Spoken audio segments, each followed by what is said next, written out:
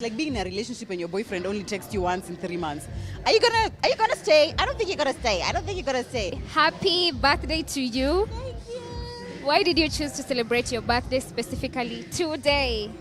I guess just because I haven't really gone out in a long time. I think for a lot of us, when COVID happened, a lot of us stopped going out. And me, even when the country opened, I really wasn't going back to going out.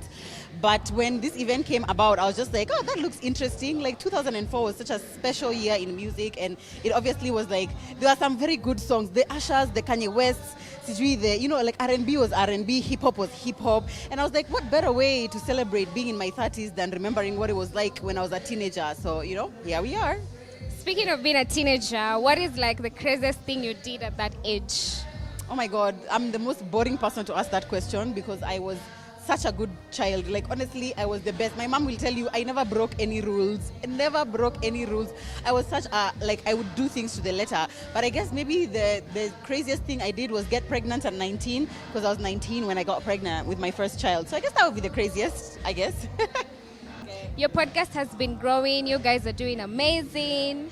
Tell us, what is the one secret you tell any content creator, especially in the podcast field, that they need to, put in the work as they start a podcast? I would say the only thing that you need is consistency, because a lot of anyone can start a podcast. As long as you have a phone, you can start a podcast. A lot of people, by the way, record podcasts on their phone. So anyone can have a podcast. But the one thing that you need is consistency, because if today you have content, then you're not releasing any content until 2-3 months from now, your audience is obviously going to get bored. It's like being in a relationship and your boyfriend only texts you once in 3 months. Are you gonna stay? I don't think you're gonna stay. I don't think you're gonna stay. Who should pay for the first dates? The man. If I'm paying, it's not a date. It's a what?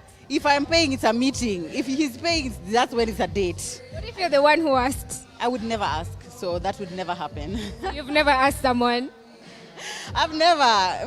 Mtu anaka hivi, niulize mtu. Hey, I know. Not me, babe. Not me. Speaking of mtu anaka hivi, you got a liposuction. Tell us about that. How are you feeling, first of all? I'm feeling okay. This is my first night out since I got it. So I'm feeling still a bit I want to be sure that I get a nice, comfortable place to sit and I'm able to rest. I'm still not able to drink that much alcohol. So I can't actually have a crazy night, even though my husband is driving, but I can't have a crazy night. But I feel good. I'm feeling a lot more confident. I'm feeling I've gotten a new lease on life. I wake up every day super excited because this one thing which has been a problem of mine for so long isn't a problem anymore. And that makes me feel so happy. And I wish it for every woman, for every human actually, yeah. Body positivity is definitely a thing in the 21st century. We're appreciating the curvy women, short women like me, bald women like me. Yeah.